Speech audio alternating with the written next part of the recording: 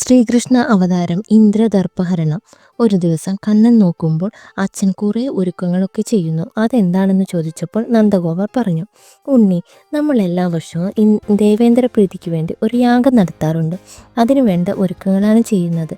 ഭൂമിയുടെയും ജലത്തിൻ്റെയും ജീവജാലത്തിൻ്റെയും അധിപനാണല്ലോ ദേവേന്ദ്രൻ. ആരെങ്കിലുമൊക്കെ എന്തെങ്കിലും ചെയ്യുന്നത് കണ്ട് അതുപോലെ ചെയ്യാതെ കാര്യം മനസ്സിലാക്കിയിട്ട് വേണം എന്തും ചെയ്യാൻ. തത്വം മനസ്സിലാക്കിയിട്ടാണോ അച്ഛൻ ഈ കർമ്മം ചെയ്യുന്നത്? അച്ഛ, മഴ പെയ്യാൻ നമ്മൾ യാഗം നടത്തേണ്ട കാര്യമൊന്നുമില്ല. മഴ പെയ്യിക്കേണ്ട ഇന്ദ്രൻ്റെ കർത്തവ്യമാണ്. നമ്മൾ പൂജ ചെയ്തിട്ട് വേണ്ട മഴ പെയ്യാൻ. അവരവരുടെ കുലദേവതമാരെ പൂജിക്കുന്നവർക്ക് ശുഭമുണ്ടാകുമെന്ന് വേദങ്ങൾ പറയുന്നു. ഗോക്കൾക്കെല്ലാം തൃണം നൽകുന്നത് ഗോവർദ്ധന പർവ്വതമല്ലേ? നമുക്ക് മഴയുണ്ടാക്കുന്നതും നമ്മുടെ ഈ ഗ്രാമത്തിനെ ഇങ്ങനെ നിലനിർത്തുന്നതും ഗോവർദ്ധന പർവ്വതമല്ലേ? അപ്പോൾ നമ്മൾ ഗോവർദ്ധന പർവ്വതത്തെയല്ലേ പൂജിക്കേണ്ടത്? നമ്മൾക്ക് ഗോവർദ്ധന പൂജയ്ക്ക് വേണ്ടിക്ക് യാഗം ചെയ്യാം.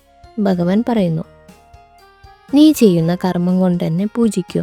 നമ്മൾ ചെയ്യുന്ന പണികളൊക്കെ പൂജകളാണ്. ഒരു ഗ്ലാസ് വെള്ളം ഒരാൾക്ക് കൊടുക്കുന്നതും പൂജയാണ്. ഓരോരുത്തരുടെ ധർമ്മമനുസരിച്ചാണ് കർമ്മം ചെയ്യുന്നത്. ഭാര്യയുടെ ധർമ്മം ചെയ്യുന്നത് പൂജയാണ്. ഭാഗവതം കേട്ടാൽ ഉൾക്കണ്ണുണ്ടാവണം. കണ്ണൻ്റെ അഭിപ്രായം എല്ലാവർക്കും സ്വീകാര്യമായി തോന്നി.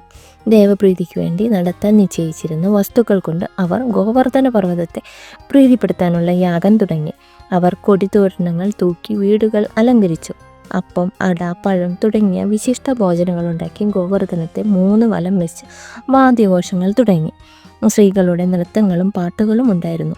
ഭഗവാൻ പർവ്വതത്തിനേക്കാളും വലുതായി തൻ്റെ അധിപനായി മുകളിൽ കയറി നിന്ന് നിവേദ്യങ്ങളൊക്കെ സ്വീകരിച്ചു. വയറു നിറയെ ഭക്ഷിച്ചു. ഞാനാണ് പർവ്വതമെന്നും എല്ലാവർക്കും നല്ലത് വരുമെന്നും അനുഗ്രഹിച്ചു.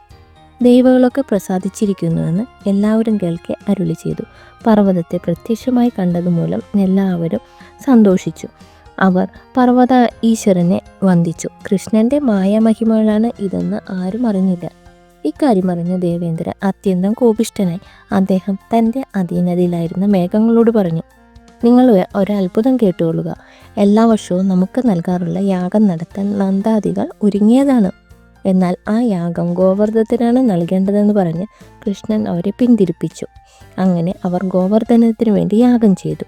കൃഷ്ണൻ തന്നെ പർവ്വതാകാരമായി ചമഞ്ഞ് ഹവിർഭാഗം മുഴുവൻ ഭക്ഷിച്ചു. അവൻ ചെയ്ത ഈ അഹങ്കാരത്തിന് തക്ക തിരിച്ചടി കൊടുത്തേ മതിയാവൂ. അവരുടെ നാശത്തിനായി നിങ്ങൾ ഘോരമായി മഴ പെയ്ച്ച് എല്ലാം നശിപ്പിക്കണം. ദേവേന്ദ്രൻ്റെ കൽപ്പന കേട്ട് മേഘങ്ങൾ ഗോകുലത്തിന് മുന്നിൽ നിരന്നു. ആകാശം അന്ധകാരവൃതമായി. പെട്ടെന്നുണ്ടായ ഈ ഇരുട്ട് കണ്ട് അതെന്താണെന്ന് എല്ലാവരും പരസ്പരം ചോദിക്കാൻ തുടങ്ങി.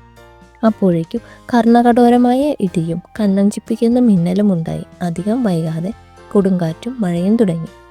വൃന്ദാവനവാസികളെല്ലാം ഭയപ്പെട്ടു. എല്ലാവരും കൂടി കൃഷ്ണൻ്റെ സമീപത്തേക്ക് പുറപ്പെട്ടു. തൂണിന് തുല്യമായ മഴത്തുള്ളികളും ചരൽ കോരിയിടുന്നത് പോലെയുള്ള മഴയും. എല്ലാവരും കൃഷ്ണനെ വിളിച്ച് കരയാൻ തുടങ്ങി.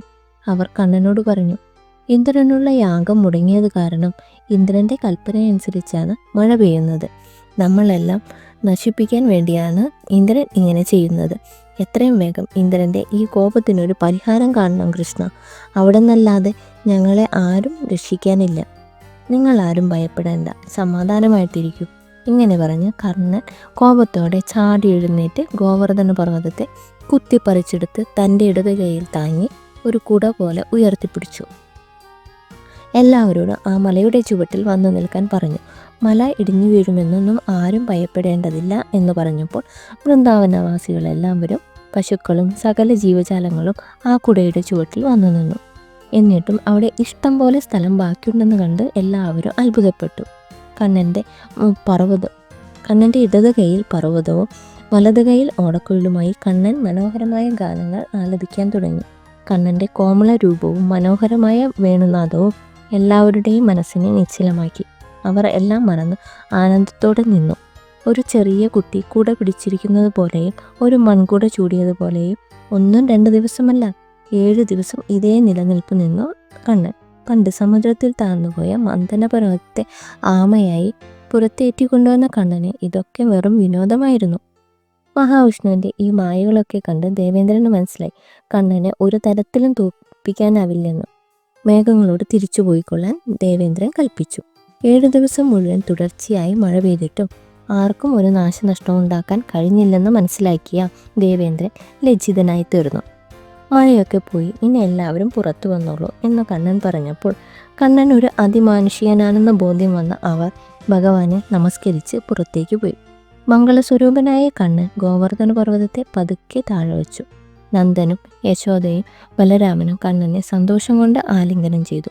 ദേവകൾ ആകാശത്ത് നിന്ന് പൂമഴ വർഷിക്കാൻ തുടങ്ങി. അപ്സരസ്ത്രീകൾ നൃത്തം ചെയ്തു. ഗന്ധർവമ്മ ഗാനങ്ങൾ ആലപിച്ചു.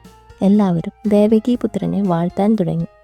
7 ദിവസം ഒരു പർവ്വതത്തെ ഒറ്റക്കൈയാൽ താങ്ങി നിർത്താൻ ഇവൻ ആരാണ്? ത്രിമൂർത്തികളിൽ ഒരുവനാണോ? ഭഗവാനെ കൊണ്ടല്ലാതെ മറ്റാരെ കൊണ്ടാണ് ഇത് സാധിക്കുക?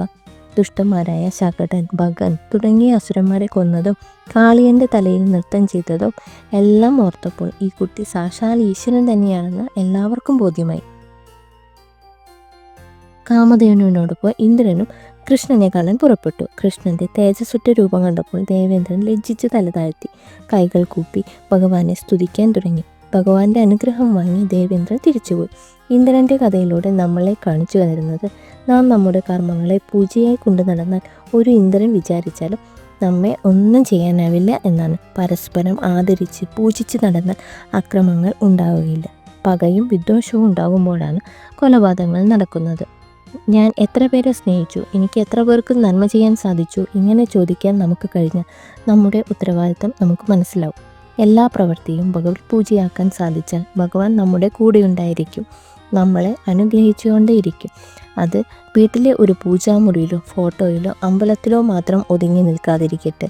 നമ്മൾ ആർക്കെന്ത് കൊടുക്കുമ്പോഴും ആരോടെന്ത് പറയുമ്പോഴും അത് ഒരു പൂജയായി തീരട്ടെ. അവിടെ കൊലയും കൊള്ളയും നടക്കുന്നത് മനുഷ്യർക്ക് പരസ്പര വിശ്വാസമില്ലാത്തതുകൊണ്ടാണ്. നമ്മൾ മറ്റുള്ളവരെ സ്നേഹിക്കുമ്പോഴാണ് അതൊരു ഭഗവത് പൂജയായി മാറുന്നത്.